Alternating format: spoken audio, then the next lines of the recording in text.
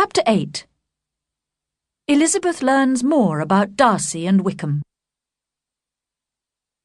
The next morning, Elizabeth had still not recovered from the surprise of Darcy's proposal to her. Feeling in need of exercise and fresh air, she decided to have a walk. In order to avoid meeting Mr. Darcy, she kept away from her favourite path, but could not resist walking a little way into Lady Catherine's park. There she was astonished to see Darcy himself approaching her and calling her name. "I have been walking some time in the hope of meeting you," he said. "Will you do me the honour of reading this letter?" And handing her an envelope, he bowed slightly and walked quickly away. With no expectation of pleasure, but with the strongest curiosity, Elizabeth opened the letter and began to read it as she continued her walk alone. "Do not be alarmed, madam, that I shall repeat the offer which so disgusted you last night.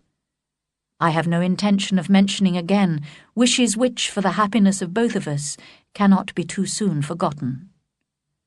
I would not have written, but justice requires my character to be defended. You accused me last night of two very different offences. The first was that I had separated Mr. Bingley from your sister, in spite of their mutual affection, and the second was that I had destroyed Mr. Wickham's chance of future wealth and happiness, in spite of my father's honourable promises to him. I hope that you will no longer blame me for either of these offences when you have read the explanation which follows. If I am forced to describe feelings which offend you, I can only say I am sorry." I had not been long in Hertfordshire before I noticed that Bingley preferred your elder sister Jane to any other young woman. But I had often seen him in love before, and it wasn't until the Netherfield ball that I realised how serious his attachment was. I was careful to observe your sister closely, and as her manners and appearance were as pleasant and cheerful as ever, I remained convinced that she did not feel strongly about him. I was perhaps deceived by her calmness, and in that case your anger has not been unreasonable, but I sincerely believed that her heart had not been touched. I objected to Bingley's possible marriage to her, not only for those reasons of social inferiority that I mentioned to you last night, but also for reasons which in my case I had tried to forget, but which I must state now. The behaviour that evening of your mother, your three younger sisters, and occasionally even your father, was so lacking in social correctness that I made up my mind to save my friend from what I considered would be a most unhappy marriage. If you are upset by my description of your family's faults, it may comfort you to consider that you and your elder sister have avoided any share of blame, and deserve nothing but honourable praise for your behaviour. To continue, when I was in London, with the help of Bingley's sisters, who shared my opinion, I explained to him the disadvantages of marriage to your sister. This alone would not have been enough to prevent the marriage, if I had not also been able to convince him of your sister's indifference to him. Then it was easy to persuade him not to return to Hertfordshire. I do regret one thing, however. Miss Bingley and I both knew that your sister was in London, but we hid the fact from Bingley. In this, I consider, I was less than honest, but I have no other apology to offer. Your other, more serious accusation refers to Mr. Wickham. Here again I may cause you pain. Only you can tell how much.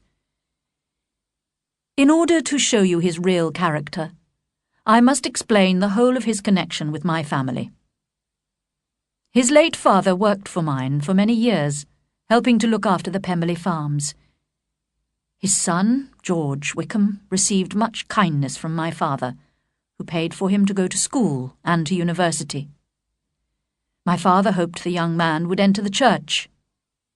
If he became a priest, I was to give him the post of rector in a village near Pemberley when it became vacant. But even before my father died, I had discovered Wickham's weakness of character and lack of morals. After my father's death, Wickham wrote to inform me that he did not intend to enter the church, and asked for an amount of money instead of the post of rector. I knew that with his character faults he ought not to become a priest, and I therefore agreed at once. The business was soon arranged. He resigned all claim to the church post and accepted £3,000 instead. I hoped that I would not see him or hear from him again. But 3 years later, he wrote again, this time to ask for the rector's post, informing me that his money had all gone and his situation was desperate. You will hardly blame me for refusing. Since then, he has doubtless been violent in accusing me of injustice to all who will listen to him. There is one more circumstance which I would like to forget myself, but which I must now mention. I rely on your keeping this confidential. A year ago, I sent my sister, who is 10 years younger than I am, on holiday to Ramsgate in Kent, in the care of a female companion. Unfortunately, there was an understanding between this woman and Mr. Wickham, who also went to Ramsgate. With her help and encouragement, he spent a great deal of time with Georgiana, and flattered her so much that she believed she was in love, and agreed to elope with him. She was only 15 at the time, and I am glad to say that she confessed everything to me immediately when I arrived unexpectedly in Ramsgate just before their planned elopement. Naturally, I dismissed the companion, and wrote to Wickham, who left the place at once. He was doubtless most interested in my sister's fortune, which is £30,000, but I cannot help supposing that he was also eager to revenge himself on me. I hope you will now clear me of all blame in this matter. If, madam, you doubt the truthfulness of my description of these circumstances, I suggest you speak to Colonel Fitzwilliam. As my cousin and close friend, he knows every detail of these events, and will be happy to support what I say. I will only add, may God be with you. Fitzwilliam Darcy. Elizabeth experienced a variety of emotions as she read the letter. She was astonished to discover that Darcy was capable of any sort of apology. It was with a strong prejudice against anything he might say that she began reading his explanation of what had happened at Netherfield, and at first she was too angry with him to treat him with justice. But when she went on to read his description of his relationship with Wickham, she hesitated. It was so very different from Wickham's story, which she would have preferred to believe. But after a few moments' thought, she realized that Darcy's statement was much more likely to be true. She began to remember several things about Wickham which now appeared strange to her. On the first evening she had met him, he had told the whole story about his lost fortune and the Darcy family to her, a total stranger. Then he had boasted of having no fear of Darcy, but had avoided the Netherfield ball the very next week. In addition, he had waited until the Bingleys and Darcy had left Netherfield before making his accusations public. She reminded herself that no one in Hertfordshire knew anything about Wickham's past, so it was quite possible that he lacked morals, as Darcy said. She had to admit that Darcy himself, though horribly proud, had always shown himself to be a gentleman. Finally, Darcy would certainly not have dared to refer her to Colonel Fitzwilliam if he were not certain that his cousin could prove these statements. She became absolutely ashamed of herself. "How badly I have behaved!" she cried. "How prejudiced I have been! I, who have always been so proud of my ability to judge people. That pride has led me blindly into making a stupid mistake, Flattered by Wickham's interest and offended by Darcy's coolness, I have misjudged both of them. Till this moment, I never knew myself." She reread what Darcy had to say about Jane, and this time was forced to admit that Jane had displayed few outward signs of her feelings for Bingley. Charlotte had even commented on it. Then, when Elizabeth looked again at Darcy's comments on her family's behaviour, her sense of shame was very great, and she could not deny the justice of his words. Feeling more miserable than she had ever felt before, she slowly returned to the rectory, where she had difficulty in maintaining a cheerful appearance. Mr. Darcy and Colonel Fitzwilliam left Rosings the next day, and were sadly missed by their aunt, who now had so little entertainment that she invited the Collinses and their visitors several times that week. As Elizabeth only had a few days left before the end of her visit, she thought it fortunate that most of her time was occupied. When she had a moment to herself, it was a great relief to walk outside in the garden or the park, alone with her thoughts. She soon knew Mr. Darcy's letter by heart. Although she was still angry with him for the proud, overconfident way in which he had proposed, her anger turned against herself when she considered how unjustly she had criticised and accused him.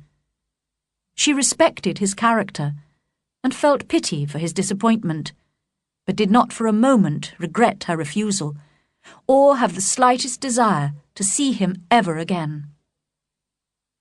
She was saddened when she thought of her family. Her father enjoyed laughing at Kitty's and Lydia's foolishness so much that he never attempted to control his two youngest daughters, and her mother, whose own behaviour was far from correct, was completely unaware that anything was wrong. And poor Jane! It now appeared that Bingley's affection had been sincere, and Jane's disappointment had been indirectly caused by the behaviour of her own near relations. On Saturday morning, Elizabeth said good-bye to her friend Charlotte, feeling sorry to leave her with such a husband. But Charlotte, although regretting the departure of her visitors, appeared quite content with her domestic arrangements. Mr. Collins took care to say to Elizabeth before she left, "I do hope, my dear Miss Elizabeth, that you will be as happy in marriage as I am. My dear Charlotte and I have one mind and one way of thinking. We seem to be made for each other." "It is most fortunate when that is the case," was all that Elizabeth could safely reply. By midday she had arrived in London, where she had arranged to stay a few days at her aunt's house. There was, however, no opportunity to discuss Mr. Darcy's letter with Jane until they both reached Longbourn again at the end of the week. It was pleasant to be at home again, but Elizabeth was very conscious of her younger sister's silliness. They were full of the sad news they had just heard, that the regiment was leaving Meryton in 2 weeks' time and would be staying for the summer in Brighton, a holiday town on the south coast. Lydia and her mother were trying hard to persuade Mr. Bennet to take them to Brighton too for several months, as the summer would be so miserable in Hertfordshire without the officers. Fortunately, Elizabeth felt sure her father would not agree to this foolish idea. When she and Jane were alone, she told her sister about Darcy's proposal of marriage. Jane was astonished, but soon her sisterly feelings made her think it quite natural, and her kind heart felt pity for Darcy's disappointment. However, when she heard about George Wickham's wickedness, as explained in Darcy's letter, she was deeply shocked. After some discussion, the sisters decided not to tell anyone what they knew about Wickham, as he would soon be leaving Meryton in any case. Elizabeth felt greatly relieved by this conversation. She had got rid of 2 of her secrets, and was certain of a willing listener in Jane whenever she might wish to talk again of either.